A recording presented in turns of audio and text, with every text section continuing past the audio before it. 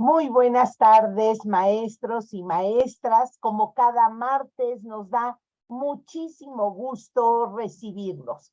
Y este mes estamos destinando el mes de agosto a revisar los ejes articuladores de esta propuesta curricular 2022 que nos plantea algunos elementos conocidos que hemos trabajado o por iniciativa o por la sugerencia de otros planes y programas de estudio.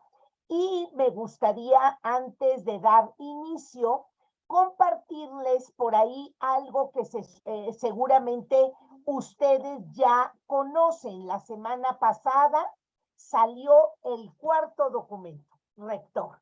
Nosotros empezamos en enero de este año con un documento que planteaba esta sugerencia del nuevo marco curricular y ha ido evolucionando ese documento. Ahora les vamos a compartir en el chat la liga donde ustedes pueden bajar el documento que salió publicado la semana pasada, el jueves.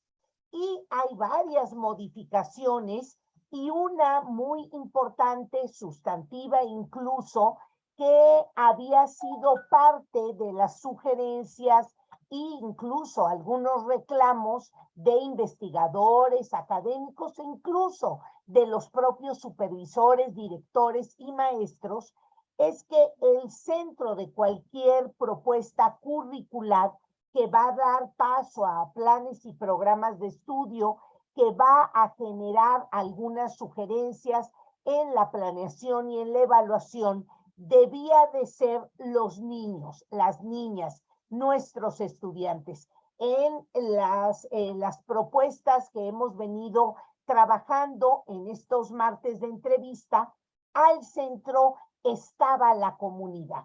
Y hoy ya aparecen en el nuevo documento las niñas, los niños y los adolescentes, y alrededor de ellos, como debe de ser, el contexto de donde viven, el contexto que genera esta alimentación de sus experiencias. Porque como lo hemos venido diciendo maestros y maestras, los niños cuando llegan a la escuela, en cualquier nivel educativo, ellos ya vienen con un equipaje, vienen con una serie de permisos emocionales, vienen provistos de visiones que han interpretado, experimentado, vivido, observado en sus contextos familiares, en su comunidad, y que vienen rodeados de una enorme cantidad de fiestas, de tradiciones, de frases, de comportamientos que van a ser elementos indispensables para que ustedes los aprovechen. Esto ya era un tema que sugeríamos muchísimos de los capacitadores hace ya una enorme cantidad de años y de planes y programas de estudio. Y de ahí vas a tener que hacer la planeación, que también lo veremos, por cada uno de estos campos formativos, que fue lo que nosotros revisamos durante el mes de julio.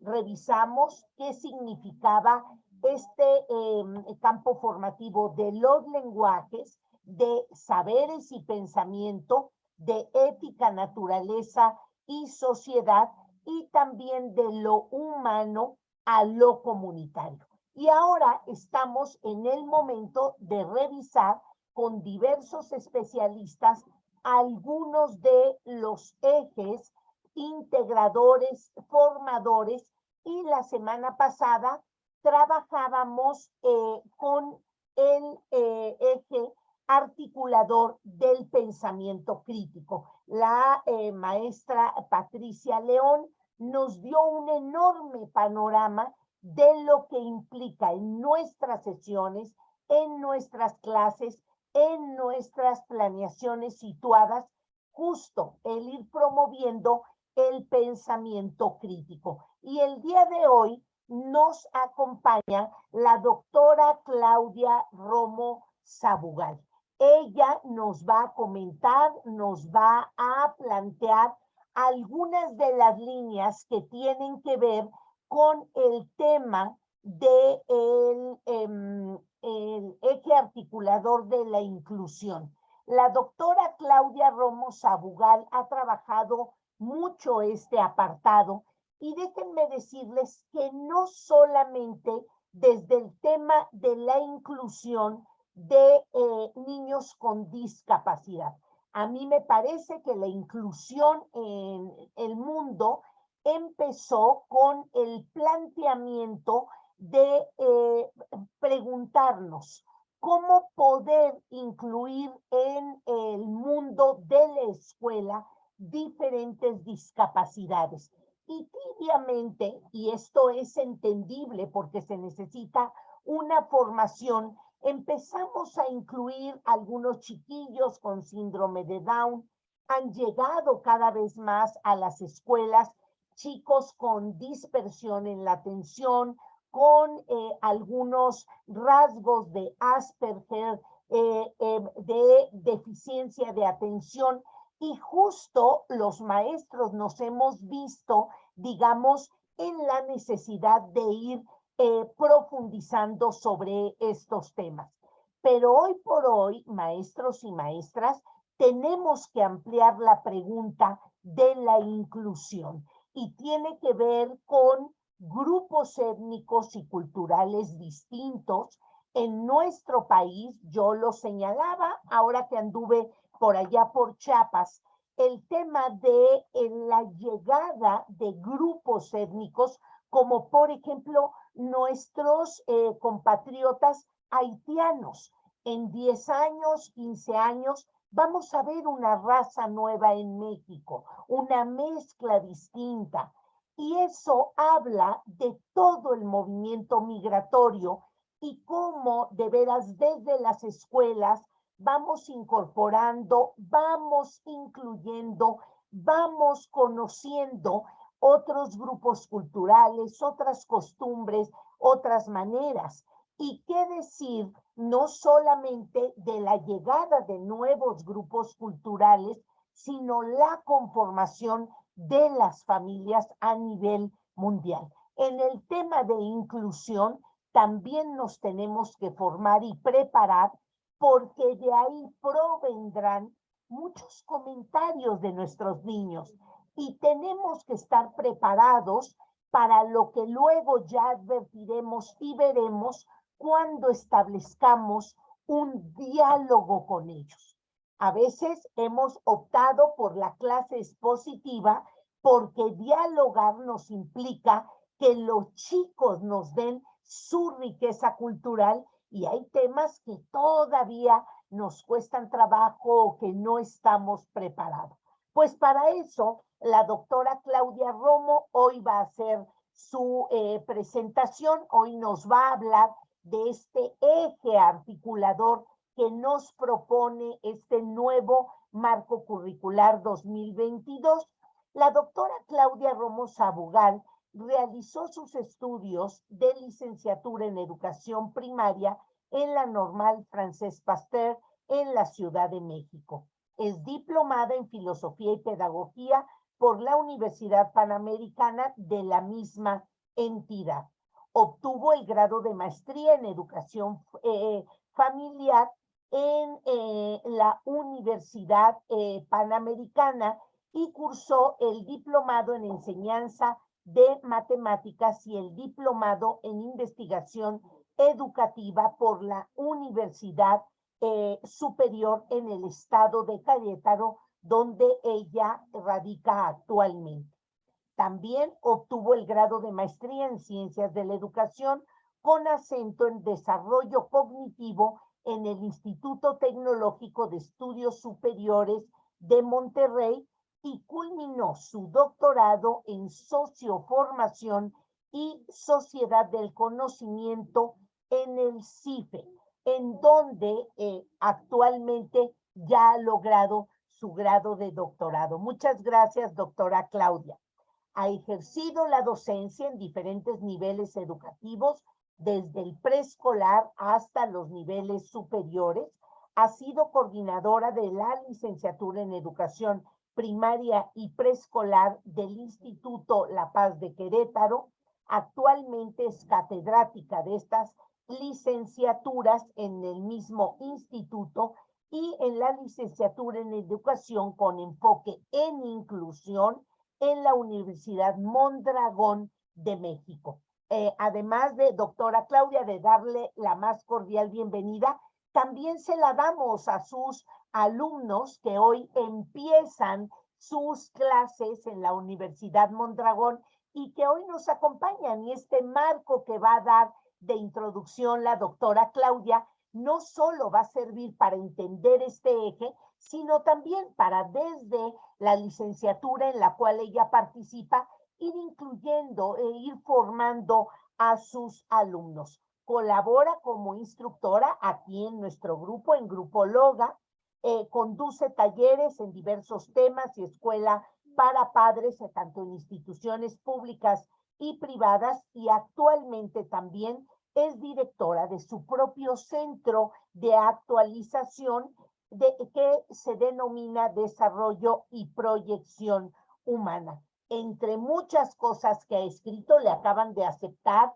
en 2 revistas indexadas artículos sobre metacognición. La doctora Romo, bueno, pues es una profesionista que ha profundizado sobre muchos temas. Y yo ya no me alargo para dejarle a la doctora Claudia Romo su participación. A ustedes, maestros y maestras, que les reitero nuestra bienvenida, por favor, vayan planteándonos sus preguntas en el chat. Y también es muy importante porque cuando venga la parte de preguntas y respuestas, le diremos a la doctora Romo desde dónde estamos nosotros ahora conectados. Doctora Romo, cuando usted nos diga, entiendo que ya colocó su presentación, pero ahora sí la dejo para que empiece su intervención. Muchísimas gracias y bienvenida.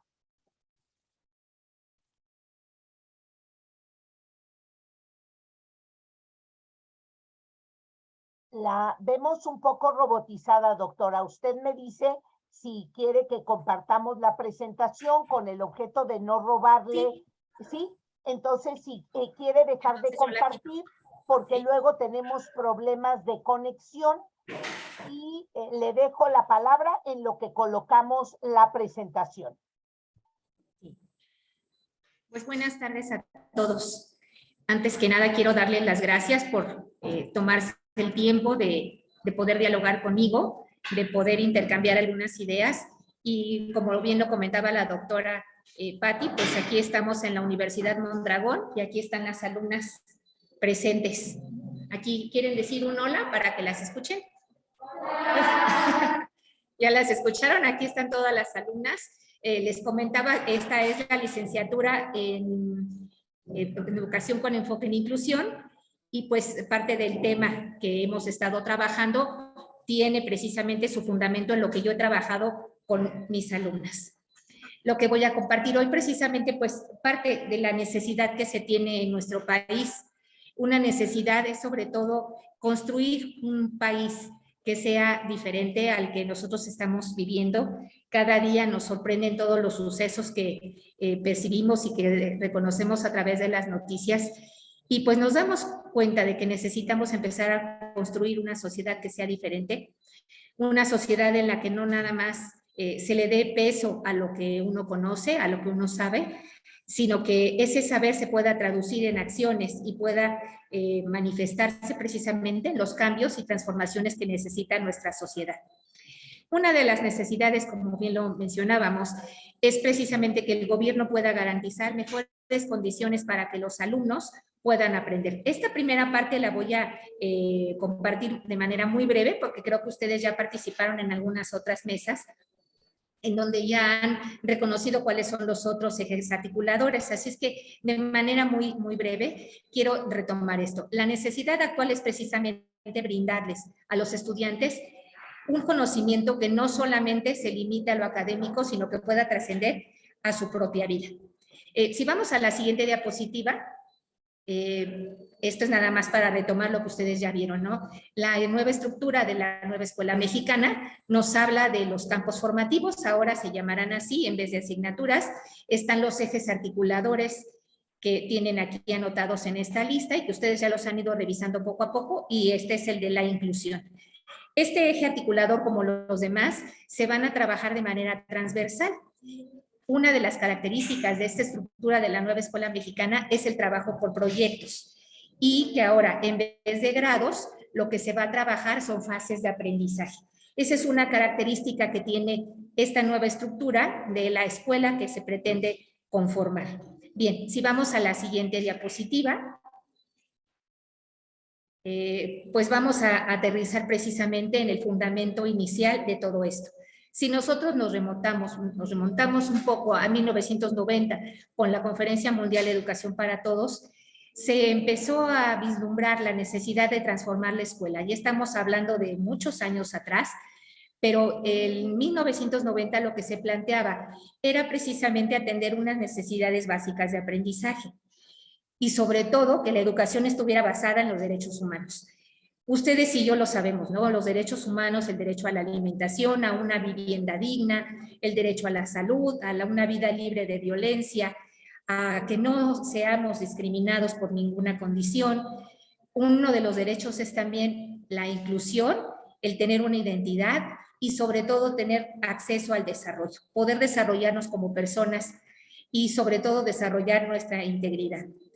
Todas las habilidades, capacidades humanas deben estar abordadas desde el plano educativo, y eso es precisamente lo que compete al ámbito educativo. El primer derecho humano de la educación va de la mano con todos los demás. ¿Por qué? Porque si se atiende bien el derecho a la educación, parte de la educación podrá permitirle al ser humano lograr y defender todos los demás derechos. Bien, si pasamos a la siguiente diapositiva, por favor.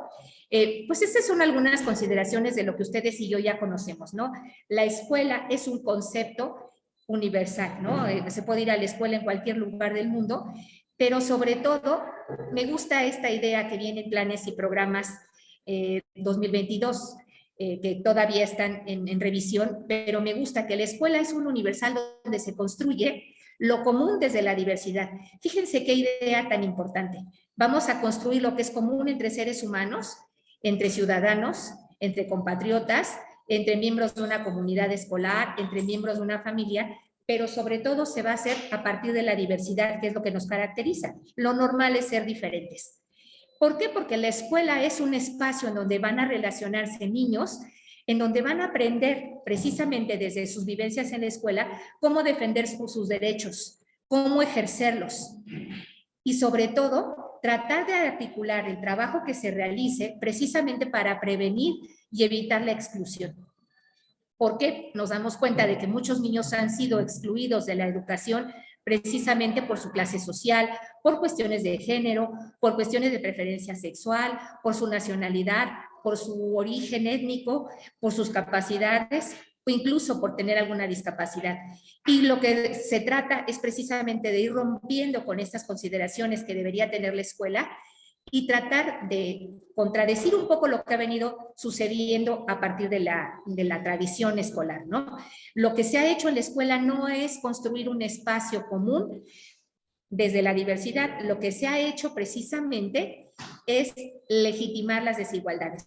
Parece mentira, pero desde una cuestión tan sencilla como esto, que calificamos una vez al mes o una vez cada parcial o cada bimestre, pero la evaluación que se realiza precisamente basándose en las inteligencias, en las competencias que han desarrollado y en aquellas facultades que son innatas en los niños.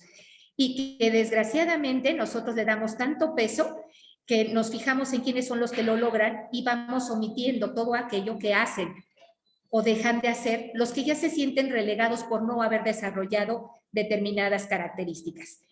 Así es como nosotros empezamos a legitimar la desigualdad, con este cuadro de honor, o aquel que se usaba hace muchos años y que salía en televisión, el cuadro de horror.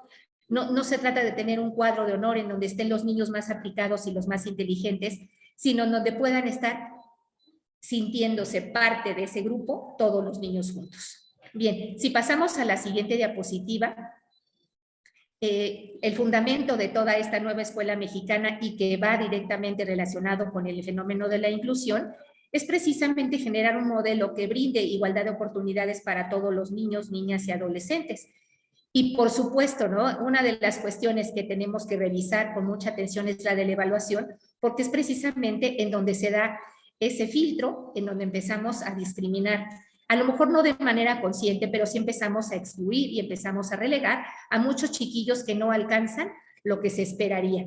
Todos entran en diferentes niveles al ingresar a la escuela, pero de la misma manera todos van a ir avanzando y progresando cada uno a su ritmo. Y esa es una cuestión que ha costado mucho trabajo comprender desde la escuela. El sistema educativo ofrece a las escuelas todos sus programas y se supone que son para todos los estudiantes y que todos deberían lograr con éxito el desarrollo de esos planes. Sin embargo, pues las capacidades de cada uno, las oportunidades, van a ir notando y van a ir manifestando diferencias, pero esas diferencias no deberían utilizarse para excluir, sino para considerar cuáles deberán ser las nuevas oportunidades que le demos a los chiquillos. Bien, si pasamos a la siguiente diapositiva, aquí está un cuidado. Esto es importante, por eso lo puse con signos de admiración. Una vez que el estudiante ya se le asignó un nivel en la escuela o que ya tiene una, yo la llamaría etiqueta, ¿es el niño aplicado o es el niño atrasado o es el niño que va en la cola del avión o es el niño al que lo traen de ojeriza? Finalmente lo que vamos haciendo es reproducir esas desigualdades sociales dentro del mismo sistema educativo. Bien, si pasamos a la siguiente diapositiva.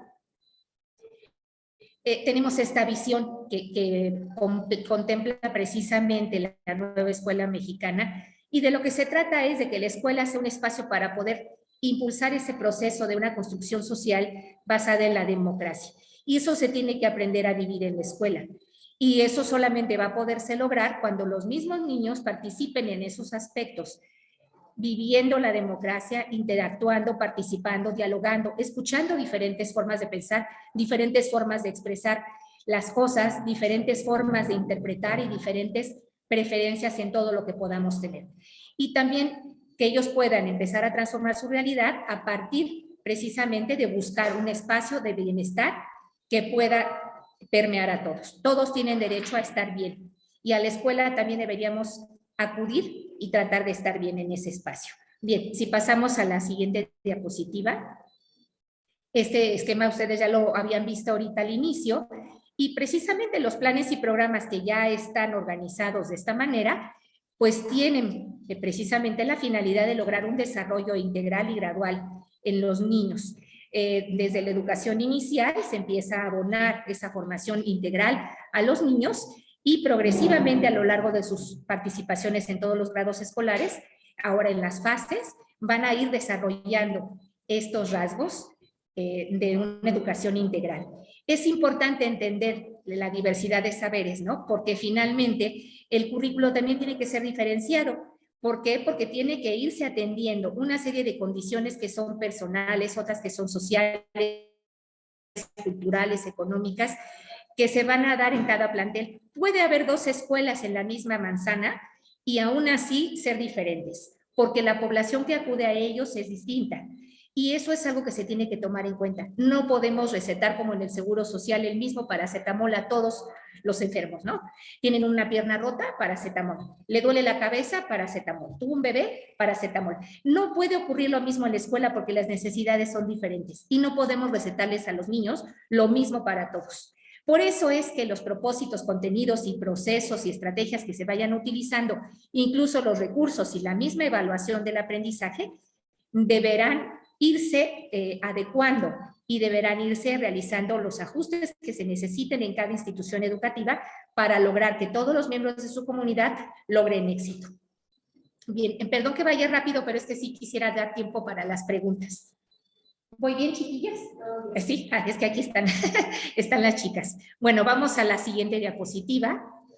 Y bueno, la escuela, ahora precisamente en este fenómeno de la inclusión que empieza a cobrar más relevancia, la escuela se considera como un sistema social, precisamente. O sea, no vamos a estar solos, vamos a convivir y vamos a compartir con otros. Por lo tanto, la escuela tiene esa responsabilidad de generar una relación pedagógica. No podemos únicamente atender, como se ha hecho por muchos años, y yo diría que hasta por siglos, el aspecto académico, ¿no? No nada más lo que sabes es lo que te voy a calificar, sino que se necesita sobre todo empezar a darle más tiempo y más espacio a la construcción de relaciones humanas dentro de la escuela. No solamente son los objetivos académicos a los que se les tiene que dar peso, se tiene que atender sobre todo que en medio de la diversidad que hay en cada salón y en cada escuela, se puedan estrechar los lazos, que pueda haber una relación de maestro-alumno que vaya siendo más cordial, que pueda haber relaciones culturales entre personas que tienen y profesan diferentes credos, y también que puedan hacer que esa vida comunitaria se pueda enriquecer, que unos se ayuden, ¿no? Se ayuden unos a otros.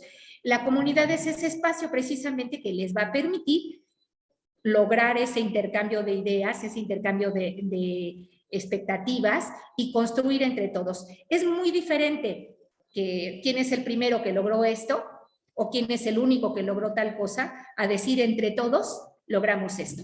Ese es el gran cambio del impacto social que va a tener la escuela cuando nosotros empecemos a tener precisamente esta idea de la escuela como miembro de una sociedad y de toda la comunidad, ¿no?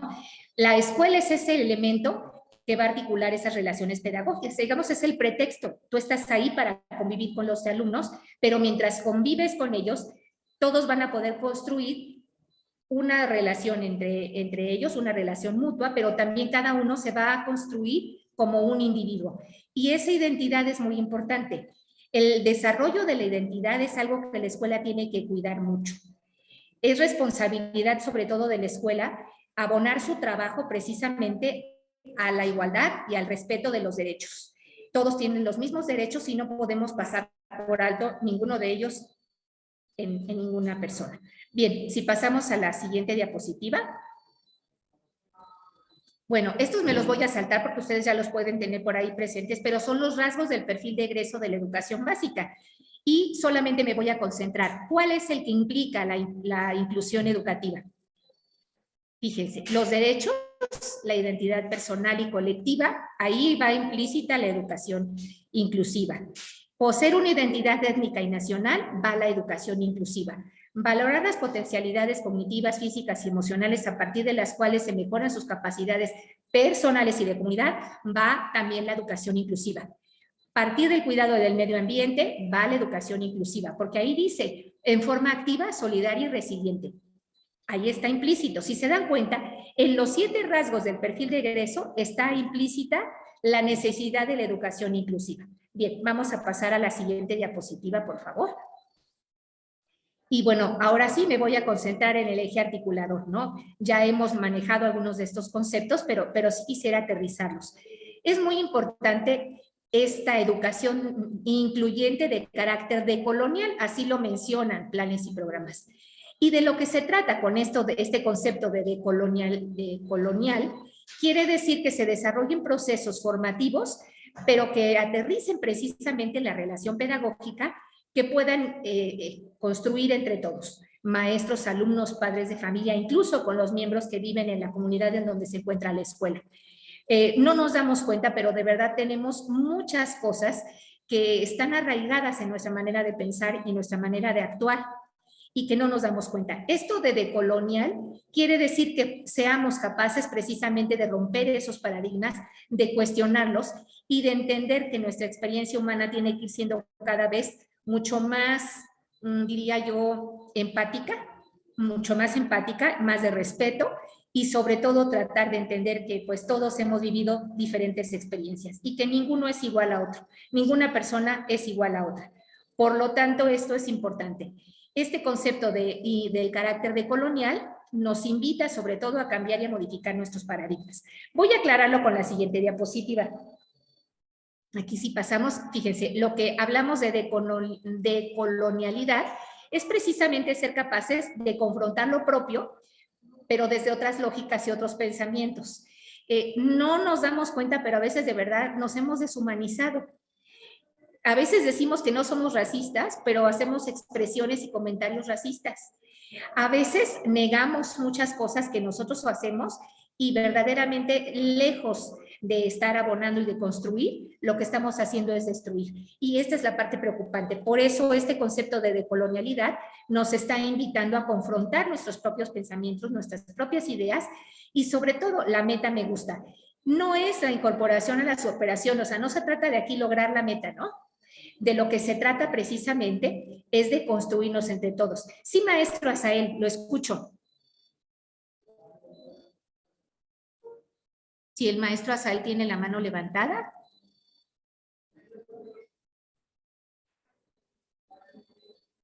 ¿Sí? ¿Va a expresar su pregunta? Bueno, a ver si ahorita nos escuchamos. Pero lo importante es esto, no se trata de solamente resistir, ¿no? Y de decir, bueno, pues viene un plan nuevo, ni modo, ¿no? Nos adaptamos. No se trata de eso. Se trata verdaderamente de darle a la escuela la oportunidad de participar en lo que le corresponde, que es reconstruir personas empoderadas, capaces de defender y de ejercer sus derechos, de saber decidir, de saberse expresar, de saber resolver situaciones. Eso es lo que buscamos verdaderamente con este tipo de trabajo, porque de otra manera no vamos a poder construir una sociedad distinta. Hablar de colonialidad es visibilizar la lucha precisamente contra lo que hemos sido colonizados, ¿no? Cada uno tiene sus propios paradigmas y lo importante sí será cuestionarlos.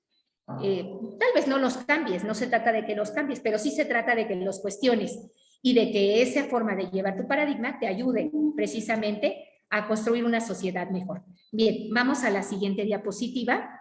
Y bueno, decolonizar, podemos resumirlo y sintetizarlo en esto. Considerar ideas que hasta el momento han sido marginadas, devaluadas o ignoradas, ¿no? O sea, como que nos sugieren algo y decimos, no, es que eso no es cierto porque así no ha sido en la historia. Y es verdad, no ha sido así, pero tal vez podamos empezar a modificar un poco nuestra manera de ver las cosas. Valorar las manifestaciones culturales diversas, ser capaces de integrar en una misma área, en un mismo salón, en un aula, las diferentes cosmovisiones que pueden traer nuestros chicos, porque ellos vienen de una educación distinta en casa. Han estado a veces en diferentes escuelas, con diferentes maestros, con diferentes familiares, y han aprendido cosas. Y todo eso se puede cuestionar, revisar a partir de la experiencia escolar. Una de las cosas que me parece esencial es esta, y olvidé ponerle en letras negritas, que se logre verdaderamente la autonomía y lograr la autodeterminación. Si nosotros no abonamos el desarrollo de la autonomía a nuestros alumnos y que ellos sean capaces de autodeterminarse, entonces vamos a seguir buscando muchos pretextos para seguir siendo el país que somos y no el país que podríamos ser mejor, ¿no? Y la otra cuestión es que me gusta mucho esto, de colonizar es construir la paz y la cooperación. Yo que ustedes esta idea sí la tomaba yo como para ponerla ahí en el espejo todos los días, porque la paz y la cooperación se construyen por la convicción. Y el colonialismo, pues lo que nos hace es eso, ¿no? No, pues es que ya ni modo, así somos, así es el mexicano. Es tramposo, sí, así es. Hay mucha corrupción, pues sí, así somos. Eso es una de las cosas que podemos empezar a modificar, ¿no? El colonialismo nos lleva solo a obedecer y asimilar las cosas, pero construir la paz y la cooperación, eso implica verdaderamente un esfuerzo distinto de cada uno de nosotros. Bien, si pasamos a la siguiente diapositiva. Bueno, estos dominios han estado presentes a lo largo de la historia de nuestro país, ¿no? Miren, me gusta esta ilustración. El niño que no quería ser azul y la niña que no quería ser rosa, ¿no? Yo he ido al banco y en el banco me ha tocado ver unos cajeros con su corbata rosa y la camisa rosa. Y yo pienso que solo el rosa es un color. O sea, no debería tener ese estigma, ¿no? De que si eres hombre no puedes usar rosa. Esa es una de las cuestiones de las que nos van ilustrando, ¿no? En dónde estamos. Pero bueno, finalmente existe el dominio económico que tiene que ver con la explotación humana, existe el dominio social que tiene que ver con el control de género, de la clase social, de la condición étnica, etcétera, ¿no? Pero también existe un dominio político, que es el que logran las autoridades, y el dominio epistémico, que tiene que ver con el conocimiento y con qué tipo de conocimiento manejamos a nuestras nuevas generaciones. Sí necesitamos educarlos en la libertad. Fíjense, por ahí en alguna escuela me tocó conocer que tenían 2 bibliotecas. En esas 2 bibliotecas, una era para las autoridades, para que vieran que tenían todos los materiales en orden, pero la otra biblioteca tenía muchos materiales que no estaban completos, estaban recortados. ¿Por qué estaban recortados? Porque tenían ideas que no deberían leer los alumnos. Yo sí creo que sí se debe enseñar el ejercicio de la libertad con la responsabilidad, pero no es ocultando las cosas ni ocultando la información como se va a lograr. El conocimiento tiene que ser explorado y tiene que ser construido por cada uno de nosotros. Bien, si pasamos a la siguiente diapositiva, por favor. La escuela, bueno, pues es precisamente la inclusión y este nuevo enfoque que se pretende de la inclusión educativa tiene mucho que ver con una escuela moderna que analice, revise sus procesos históricos, científicos, productivos, culturales e incluso los artísticos, porque eso es lo que se ve en la escuela. Entonces, cuando tú estés revisando tus temas de planes y programas, sí tenemos que darle ese tiempo de manejo precisamente a los procesos que están implícitos en lo que estamos enseñando. Y sí llevarlos a cuestionar. Los procesos de colonización y sus dominios, sin entenderlos, pues no van a servir de nada, van a servir solamente para reproducir las desigualdades. Por eso aquí aparece una herramienta que se las puse en letras negritas. Para lograr ese cambio y esta transformación, se necesita el pensamiento crítico. Ninguno de los ejes articuladores puede desaparecer, porque todos son necesarios. Bien, si pasamos a la siguiente diapositiva, qué importante es decolonizar el conocimiento del currículo. O sea, sí es importante que empecemos a cuestionar lo que estamos enseñando, cómo lo estamos enseñando, y que los niños cuestionen si lo que les estamos enseñando coincide con nuestra manera de pensar o no, y por qué. De los procesos de enseñanza y aprendizaje en la práctica docente y en la evaluación, pues es muy importante porque es precisamente a través del pensamiento crítico que vamos a darle un nuevo sentido a la evaluación. Del nivel epistemológico, teórico o analítico y metodológico, es precisamente el pensamiento crítico del maestro el que lo va a llevar a otro nivel. Si no hay pensamiento crítico, no vamos a poder avanzar en este trabajo de inclusión educativa. Ahora lo vemos, ¿no? Porque desde preescolar se le da un sentido a la inclusión y sobre todo tratar de entender y de respetar, aceptar las diferencias. Bien, si pasamos a la siguiente diapositiva, este es más o menos el camino que se sigue, ¿no? Los contextos sociales, culturales y educativos de la comunidad, que también nosotros llamamos territorio, en donde se encuentra la escuela, son las que van a definir lo que debe enseñarse y lo que debe venir en planes y programas. Por eso ustedes lo van a encontrar a partir de diálogos. Ahora en planes y programas 2022 aparecen como diálogos. Pero esto es muy importante. Uno de los rasgos también de la inclusión educativa es que sí está impregnada un poco de las epistemologías del sur. Ahorita voy a explicar brevemente qué es eso, ¿no? La búsqueda de conocimientos que nos permitan descubrir cuáles son los criterios de verdad y de credibilidad de lo que estamos haciendo. Pero sí se necesitan argumentos.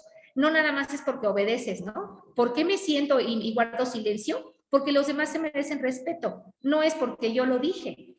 Es importante que estos criterios y estos argumentos empiecen a manifestarse en la escuela. Aquí hablamos de la credibilidad de las prácticas, que sean cognitivas o que sean de los pueblos, clases sociales, que han sido verdaderamente maltratados a lo largo de nuestra historia, ¿no? Porque sí, el colonialismo ha marcado esta diversidad y esta desigualdad social en la que vivimos actualmente. Bien, si pasamos a la siguiente diapositiva, voy a retomar esto de lo que es educar para el siglo XXI y lo que corresponde a la epistemología del sur. La epistemología del sur, nosotros podemos entenderlo. Lo que hemos vivido hasta ahorita, ustedes lo ven, el individualismo. Primero yo, después yo, y todavía si se puede más, yo, ¿no? Un poquito de egoísmo está matizando nuestra sociedad, ¿no? Yo me paso, aunque deje a los demás sin pasar y yo obstaculice el tránsito en las calles, ¿no? No importa. La competencia, a ver quién es el primero en o quién gana más. Y esto del concepto de ganar, ganar, ganar, ganar, ¿no? Ganar a toda costa. Y no dije ganar, ganar, dije ganar a toda costa. Y la parte contraria que tiene que ver con la epistemología del sur es precisamente construir comunidad. O sea, en vez de pensar en el individualismo ni en el yo, es pensar en el nosotros. La reciprocidad, yo te doy, tú me das, ¿no? O como dice el dicho, hoy por ti, mañana por mí. Y me gusta que en vez de la ganancia se considera la solidaridad y la complementariedad, porque yo te puedo dar lo que tú no tienes y tú puedes hacer por mí lo que yo no tengo. Y esto es construir totalmente un país diferente. Y esto es básicamente lo que aterriza la epistemología del sur, así en manera muy concreta. Bien, vamos a la siguiente diapositiva. Ya casi terminamos. Y bueno, ¿no? De lo que se trata es de construir en las aulas un país que eduque en la libertad, que desarrolle la creatividad. ¿Por qué la libertad? Para poder actuar con autonomía. ¿Y por qué la creatividad? Para poder encontrar soluciones a los problemas que nos aquejan. Eso es indudable. Por ahí nosotros vemos dos planteamientos que son antagónicos y que los dos son socialdemocracia. Sin embargo, esto de la epistemología del sur también se ve matizado aquí, ¿no? Por un lado, hay una corriente dentro de la socialdemocracia que quiere respetar los derechos humanos, que le apuesta al desarrollo de México como un país que tiene muchos recursos y muchas oportunidades para crecer, que es rico culturalmente, en donde hay mucha gente dispuesta a colaborar, en donde se necesita autonomía y necesitamos desarrollar esa capacidad de autodeterminarnos. Y por el otro lado, pues también lo vemos, ¿no? Existe esto de que la socialdemocracia que dice, bueno, es que siempre primero los pobres, y entonces empezamos como a abonar ayudas, pero esas ayudas a la larga son condicionadas, y pues lo que estamos enseñando es una obediencia resignada y un gobierno popular.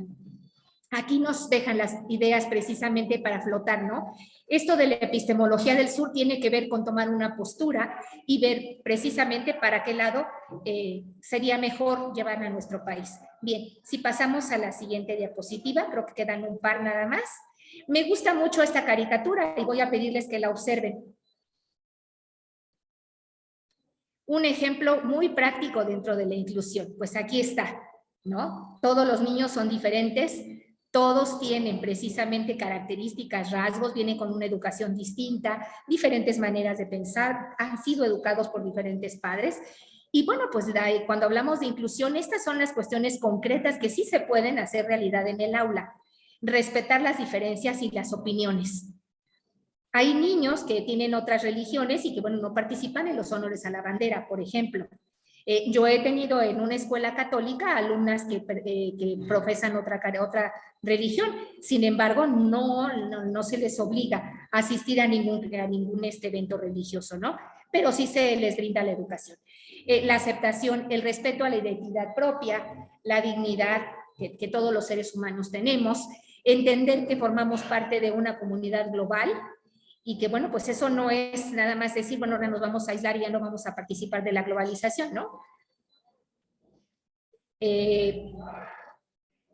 La convivencia social, los derechos humanos de los que ya habíamos hablado, el tener acceso y enseñar a todos a poder hacer un buen uso de los bienes sociales que tenemos, ¿no? A veces dicen, es que yo tiro nada más una botella y no pasa nada, solo es una, pero si 1000 personas piensan igual que tú, entonces en las coladeras ya hay más de 1000 recipientes tapando las coladeras. Los bienes sociales están ahí para cuidarse, para preservarse, y todos tenemos derecho a eso. Qué triste es que en los espacios de Handy estén estacionadas personas que tú ves que no tienen ninguna discapacidad y están ocupando esos lugares. Y sobre todo, ¿no? Un ejemplo muy concreto de la inclusión en la escuela es que se pueda determinar en cada caso, porque cada caso es distinto, cuáles serían las barreras para el aprendizaje y la participación que tendrá que enfrentar y tratar de reducir el impacto que éstas tienen en la vida del niño. Bien, pasamos a la siguiente diapositiva. Y bueno, aquí me gusta lo que les puse en letras negritas.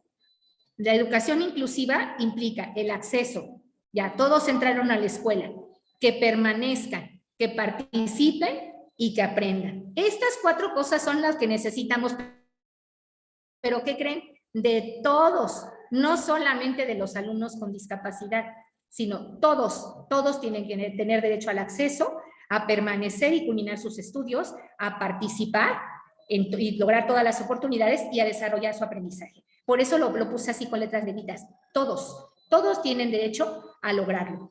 No son solamente los más vulnerables, porque a veces la tendencia es esa, y no es eso, son todos los alumnos que participen en tu aula tienen esos mismos derechos y esto es la educación inclusiva. Bien, si pasamos a la siguiente diapositiva, por favor. Me gusta mucho esta imagen. Fíjense qué diferencia hay entre la igualdad y la equidad. ¿No se ve el dibujo? Ok. El dibujo lo que muestra es que están viendo un partido. Si se fijan, están viendo el partido, pero ¿cómo es igualdad? Todos tienen el mismo tamaño de banquito. Y en cambio, en el otro, el que necesita más altura es al que le dan otro banquito. Esto es precisamente lo que tenemos que lograr. Es la equidad, porque los niños lo que necesitan es equidad. No es lo mismo para todos. Si tú necesitas más, entonces a ti se te va a dar más, ¿no? Por esto decíamos de la empatía, la solidaridad y la reciprocidad tiene mucho que ver con esto. Esto entra aquí, ¿no? Sobre todo las prioridades del eje de la inclusión, del eje articulador de la inclusión en la nueva escuela mexicana, es importante sobre todo porque se basa en esto, en que cooperemos, en que nos ayudemos unos a otros y en que formemos a los niños y jóvenes también desde la escuela, en las experiencias del aula, a construir una democracia como ciudadanos, a que todos participen, que puedan expresar sus ideas, que puedan sentirse respetados, aceptados y se sientan importantes dentro del salón, ¿no? No, que siempre es la misma que se saca 10. ¿Ya para qué hago yo cosas, no? Si siempre es la misma que se saca 10. Si 10 lograron todo, ¿por qué nada más hay uno en el cuadro de honor? No. Eso es una de las cosas que más tenemos que quitarnos. O sea, si todos están logrando la meta, entonces todos pueden tener acceso a lo que se brinde. Pero sí es muy importante eso. Y bueno, vamos a la siguiente diapositiva. Miren, aquí tenemos una estrategia de las estrategias, bueno, siempre queremos las recetas y las cosas así más concretas que sí se puedan aplicar, ¿no? La estrategia de inclusión implica que tú seas capaz de atender a alumnos con discapacidad, alumnos sobresalientes, alumnos con dificultades de aprendizaje, de conducta o de comunicación. Esto de evitar términos discriminatorios. A ver, algunos ejemplos, ustedes conocen muchos, ¿no? Miren, lo escuché en una escuela hace muchos años y me dio mucha tristeza. Había una niña que traía de esos aparatos ortopédicos que son como para enderezar los pies. Son como unas mangueras, como un cinturón que se pone con unas mangueras que jalan los pies hacia afuera. La niña iba en el patio y le dijo otra niña, quítate de aquí, mangueruda. Y ella se puso a llorar, ¿no? Mangueruda, ¿qué es eso? O sea, puede sonar, dices, es que ¿de dónde se le ocurrió? Pero es el modo y es la forma de referirse a otras personas. O sea, estos términos discriminatorios no se valen, ¿no? Ese es un ejemplo, pero hay muchísimos. Hay muchas formas de motivar a los alumnos. Hay unos que necesitan más motivación, otros necesitan menos. Hay diferentes formas de actuar. Hay unos que podrán trabajar mejor con los mapas mentales. Esa es una de las cosas que yo descubrí cuando fui alumna del TEC de Monterrey. Me preguntaban en el ejercicio de autoevaluación que qué me había costado más trabajo. Y yo dije, de verdad, hacer todo en blanco y negro, eso es lo que más trabajo me costó para aprender, porque mi estilo de aprendizaje es de mucho color y de muchos muñequitos.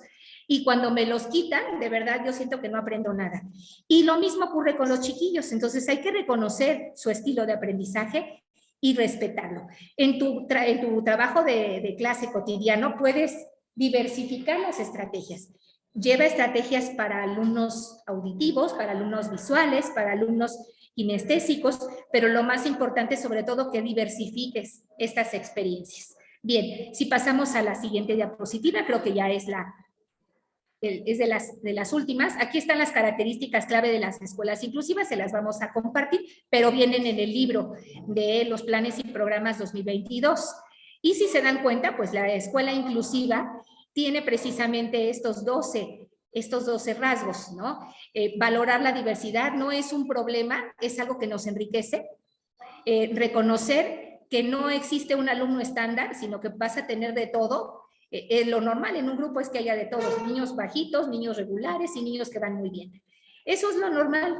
Se adaptan las actividades a las necesidades de los alumnos, se busca que todos puedan participar, que puedas aprovechar las capacidades de algunos para ayudar a otros.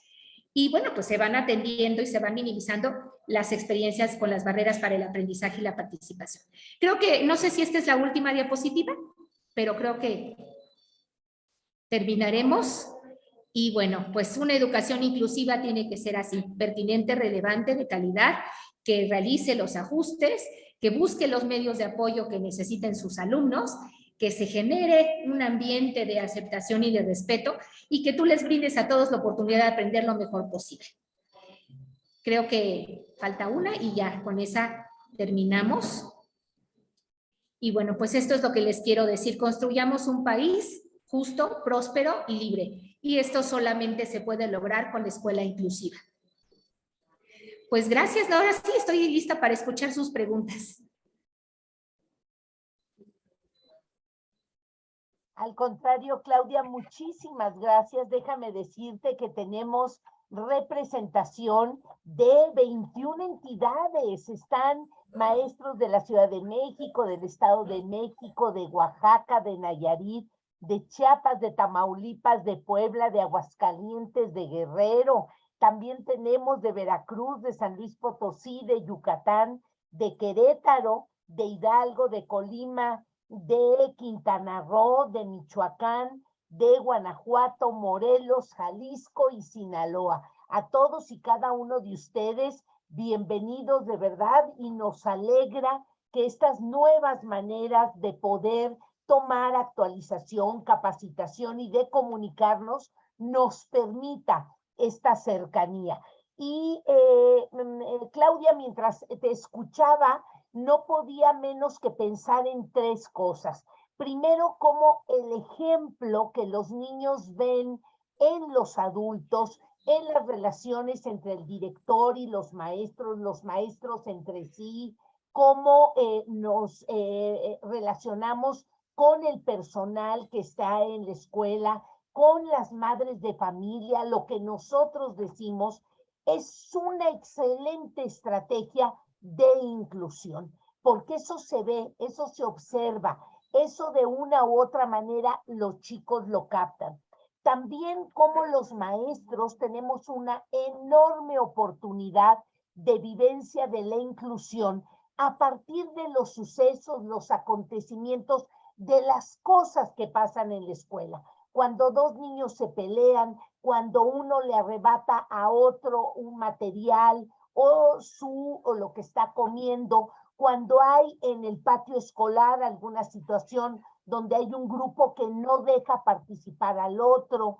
Ahí los maestros tenemos la materia prima, las experiencias más importantes para intervenir e ir integrando todos estos elementos de la inclusión. ¿Y qué decir de nuestra manera de hablar? Por ahí hay una pregunta, ahorita te las voy a plantear, cómo esta forma puede ser descalificante, puede ser individualizante, puede a través de nuestra manera de expresarnos excluir, puede ser un certificador de roles, ¿no? Cuando de repente las niñas están jugando fútbol y les decimos a las niñas, no, ustedes no jueguen eso, no es para niñas. Bueno, habría que pensar cómo esa manera de expresarnos puede ya ir generando esta legitimación de roles. Hay mucho por hacer, maestros. Creo que tenemos que estar mucho más atentos sobre nuestra propia actuación, la actuación adulta, nuestra manera de hablar, nuestra manera de aprovechar las situaciones que suceden entre los chicos. Y si ustedes se dan cuenta, no necesitamos material. No es que, ay, qué barbaridad, requerimos una enorme cantidad de fichas, de cuentos, no. Nuestra forma de interactuar con ellos es un gran material didáctico para la inclusión. Y Claudia, te voy a plantear un poco las inquietudes de los maestros y te pediría que en alguna intervención tuya general pudieras ir apoyando estas inquietudes. Tenemos el caso de la maestra Esther Ibarra, que nos dice cuál es el papel que juega el lenguaje y la comunicación para la inclusión. La maestra Engracia nos plantea la pregunta de dónde surgen las epistemologías del sur, por si quisieras comentarle alguna cuestión. También hay la maestra Ana María de Jesús. ¿Cuál sería un ejemplo práctico de inclusión para trabajar en el aula? La maestra Susana Laura Vázquez nos dice si el enfoque de la NEM, o sea, de la Nueva Escuela Mexicana, tiene alguna vinculación con la inclusión. La maestra María Teresa nos dice qué pasa con una escuela que tiene barreras arquitectónicas y que los niños no pueden ir con bastón o silla de ruedas, etcétera. Y finalmente hay alguna maestra que nos dice que escuchó una conferencia promovida por Mejor Edu y mencionaron muy ligeramente la parte de los diálogos, si estos van a desaparecer. Te dejo ahí este collage de preguntas para que tú puedas hacer una última intervención y despedirnos de esta sesión. Te dejo, Claudia. Claro que sí. Bueno, para dar respuesta, espero que no se me olvide ninguna, pero bueno, una de las cuestiones importantes que me mencionaban es precisamente el lenguaje. Lenguaje y comunicación son la herramienta. Esta herramienta es la que nos permite interactuar con los otros y ahí es precisamente en donde se puede materializar la inclusión. En alguna ocasión me tocó observar en una escuela, iban a tener su recreación acuática. Era un día en donde llevaban su traje de baño y llevaron unas alberquitas y llevaron una pipa, pusieron a calentar el agua para que ya a las 11 de la mañana los chiquillos se metieran a nadar. Y entonces la maestra invita a todos los niños y les dice, vamos a la alberca todos, menos tú, Juan, porque tú vas a ensuciar el agua. Digo, ese es un ejemplo de lo que les digo. O sea, el lenguaje, fíjense, ¿quién es la que está llevando el lenguaje? Y como lo decía la doctora Patti, es el ejemplo. Si tú eres la primera que estás haciendo ese tipo de comentarios descalificadores, esa es la forma en la que los niños aprenden a hablar, no como dice el libro de español. No se van a aprender las preposiciones, lo que sí va a aprender es cómo tratar a los demás. Y eso es en la relación que se tiene cotidianamente. Esto de las epistemologías del sur tiene que ver precisamente con un enfoque de la política latinoamericana. Los países latinoamericanos estamos como aspirando, ¿no?, al desarrollo, estamos, bueno, en el ideal, ¿no? Digo en el ideal. Pero hay diferentes formas de ver el camino para llegar al desarrollo. La epistemología del sur precisamente se aterriza en este concepto. Es pensar en todo Latinoamérica, porque todos los países de Latinoamérica pasamos por algo. No somos países plenamente desarrollados. Y entonces, pues cuando nosotros empezamos a cuestionar, fíjense, por ahí hay un caso muy concreto de Ecuador que me llamó mucho la atención, porque ellos lo que dicen, bueno, yo no quiero destruir los ríos, ni quiero destruir la selva amazónica de la que tengo una parte, ¿no? No quiero destruir nada de eso. Entonces, le sugirió a los países de primer mundo que le dieran dinero. Si estos países de primer mundo pagan el dinero, entonces esas fuentes de trabajo que se generan destruyendo parte de las reservas de la selva amazónica van a poderse salvar. Pero se trata, ese dinero no se invierte solamente en pagar eso, sino que se invierte en generar nuevas alternativas sustentables para poder potenciar el desarrollo de todo su país.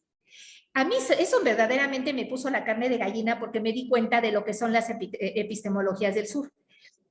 Mientras alguien te puede decir, es que primero los pobres y regala, dales esto, y ellos se acostumbran, no están haciendo nada por defender ni por potenciar el desarrollo de su país, ¿no? Esa es la parte que a mí me preocupa.